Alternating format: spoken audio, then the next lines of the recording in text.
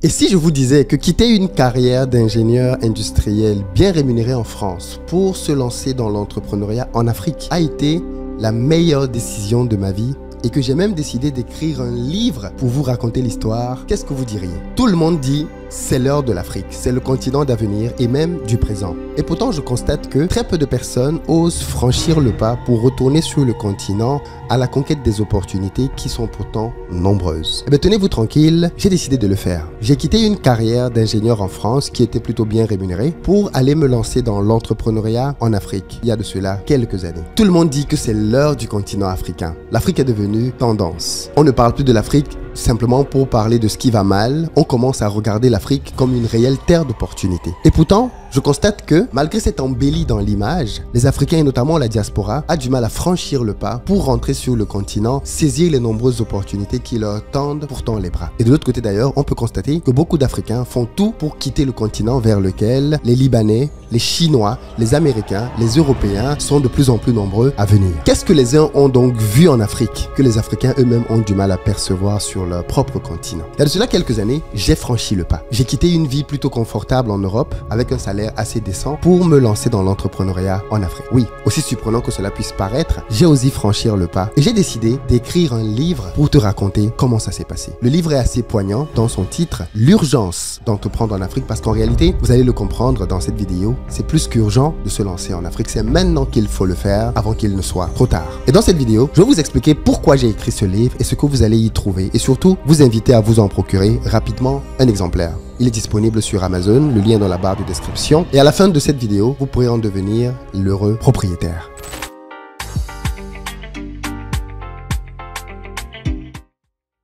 Il y a de cela quelques années maintenant, j'ai quitté la France avec ses salaires plutôt attractifs, une sécurité sociale difficilement atteignable dans le monde entier, son fameux métro boulot dodo, pour aller vers un continent et dans un pays d'ailleurs qui n'est pas le mien, la Côte d'Ivoire, pour faire du business. Pourquoi ai-je pris cette décision? Parce que je suis convaincu que c'est là-bas que se joue l'avenir du monde. Parce qu'il y a clairement une urgence, l'urgence d'agir. Il y a l'urgence de créer, l'urgence d'entreprendre, l'urgence d'investir et de s'investir. Parce qu'à la fin de la journée, peu importe tout ce qui vienne sur le continent africain, personne ne le développera à notre place. En rentrant en Afrique, j'avais à l'esprit cette phrase célèbre de Frantz Fanon qui dit que chaque génération doit découvrir sa mission, décider de l'accomplir ou de la trahir. La mission de notre génération, c'est d'être le pont qui va permettre à nos pays de se moderniser dans la gestion, dans le business, dans les infrastructures.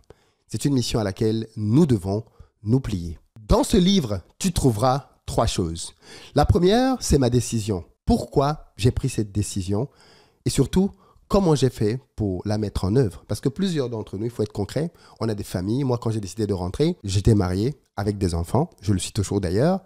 Mais ce n'est pas une décision qui est simple à prendre. Il y a déjà des attaches en Occident. Pour certains, il y a peut-être des crédits à prendre. Comment on fait concrètement pour quitter l'Europe vers l'Afrique? Il faudrait qu'il y ait de véritables raisons profondes. J'en parle dans la première partie du livre. Il est question dans cette première partie de bien faire comprendre le fondement idéologique qui est le mien quand je décide de rentrer en Afrique. Parce qu'il faut qu'on soit clair là-dessus. Si ce n'est que l'argent qui vous motive, vous n'y arriverez pas. Parce qu'il y a un certain nombre de difficultés dont on parle un peu plus tard dans le livre qui font que si ce n'est que l'argent qui vous motive, vous allez plier bagage et rentrer d'où vous êtes venu. Comme certains d'ailleurs ont pu le faire. Il faudrait donc des fondations solides. Et dans le bouquin, dans la première partie en tout cas, je vous expose les miennes. Il y en a 7. Je vous explique chacune d'entre elles, comment elle a été déterminante dans ma conviction de la nécessité pour moi de jouer un rôle en rentrant faire du business en Afrique. Dans la deuxième partie, qui est peut-être la partie qui va le plus vous intéresser, je parle de mon expérience. Et je parle là-dedans de choses dont j'ai quasiment jamais parlé. Comment ça s'est passé pour moi quand je suis rentré? Qu'est-ce que j'ai découvert sur place auquel je ne m'attendais absolument pas du tout et que chacun d'entre vous doit savoir? Qu'est-ce qu'il attend réellement en Afrique? Au-delà de ce que l'on peut voir, au-delà du folklore, au-delà des idées reçues, comment ça se passe concrètement quand on revient sur place? Parce qu'il y a une différence quand on est là pour des vacances et quand on vient pour s'installer. Ce n'est pas du tout le même game. Dans la deuxième partie du livre, donc, je vous explique comment préparer un retour en Afrique concrètement. À quoi il faut faire attention? Qu'est-ce qui vous y attend? J'aborde notamment les fameuses questions épineuses de la corruption, du type de business à lancer. Je vous partage là-dedans les différents outils que j'utilise pour choisir des business pertinents. J'y consacre d'ailleurs un chapitre, c'est le chapitre 10, où trouver l'idée magique. Mais ce n'est pas tout.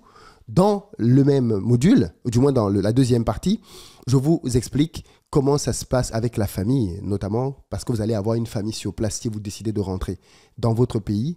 En réalité, c'est un vrai guide pratique dans lequel j'aborde les différentes notions, les différentes interactions qui vous attendent sur place et auxquelles vous devez être préparé. Je vous parle bien évidemment de l'état d'esprit à adopter quand on va vivre dans un pays africain. Parce que ce n'est pas tout à fait ce que l'on a l'habitude de voir en Occident. Et croyez-moi, si vous êtes parti de l'Afrique il y a de cela quelques années, votre mindset a changé. Et revenir en vacances et avoir le sentiment que c'est suffisant pour toujours savoir comment ça se passe localement, c'est un peu naïf. Dans la troisième partie, je vous parle des obstacles auxquels vous allez faire face. Et bien évidemment, à chaque fois, comment les surmonter. Je vous parle de la corruption. Je vous parle dans ce livre en exclusivité du tribalisme, un cancer qui est très violent et auquel il faut s'attaquer. Je vous parle de l'incompétence que vous pouvez rencontrer sur place, qui est souvent le résultat du manque de formation, et même de la mentalité qui est très répandue, consistant à vouloir s'enrichir très vite, qui pousse beaucoup à sombrer dans des solutions de facilité telles le vol. Je vous explique tout cela dans cet ouvrage en vous disant comment faire à chaque fois pour vous adapter et overcome, aller au-delà de l'obstacle. Vous l'avez donc compris, à qui est destiné ce livre? Il est destiné à toute la diaspora africaine, bien évidemment, parce qu'il s'agit de nous là-dedans. Il est aussi destiné à toutes les personnes qui veulent entreprendre, mais qui ont quelques blocages. Ça peut être la peur, ça peut être le manque de capital. Oui, bien évidemment, j'en parle. Comment trouver du capital pour investir? Je consacre à ça un chapitre entier parce que je connais les contraintes que l'on a quand on veut faire du business en Afrique. Le livre est aussi destiné à toutes les personnes qui sont en Afrique elles-mêmes et qui veulent entreprendre pour bien comprendre comment le faire. Parce que c'est pas parce qu'on est dans un environnement qu'on a tout compris. Vous allez bien évidemment avoir la possibilité pour les personnes qui sont en Afrique aussi d'avoir le livre, pas dans tous les pays dans un premier temps. On va cibler quelques pays, le Cameroun, la Côte d'Ivoire, le Sénégal. Vous allez avoir des numéros de téléphone qui vont s'afficher auxquels vous pourrez passer vos commandes et le livre arrivera. Il faudra juste attendre un tout petit peu en fonction du nombre de commandes. On va acheminer des stocks dans chacun de ces pays-là. Mais vous pouvez dès à présent précommander votre livre pour qu'une fois qu'il est sur place, vous soyez parmi les premiers à le recevoir. Le livre est aussi pour toutes les personnes qui veulent retourner en Afrique et qui ne savent pas forcément comment s'y prendre. Quelles sont les choses qu'il faut absolument régler avant de rentrer sur place. Et bien évidemment, c'est un livre business, donc il vous permet de comprendre où sont les opportunités sur le continent africain. Ce livre est donc une véritable boussole pour quiconque veut entreprendre en Afrique.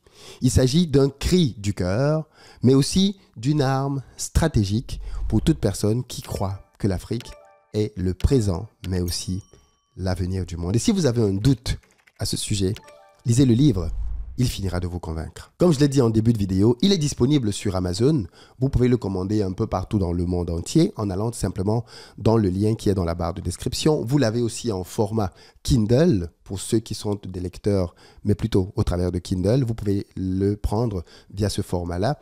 Et enfin, pour les gens qui sont en Afrique, comme je l'ai dit, nous allons acheminer des stocks pour permettre aux gens qui sont au Cameroun, en Côte d'Ivoire, au Sénégal, de pouvoir se procurer assez rapidement de cet ouvrage qui, j'en suis sûr, ne vous laissera pas indifférent. J'y raconte quelques anecdotes qui sont assez personnelles et que je n'ai jamais abordées jusque-là. Je ne vous en dis pas plus, les amis. Dans la barre de description, allez rapidement vous servir.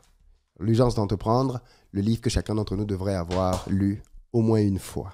Peace.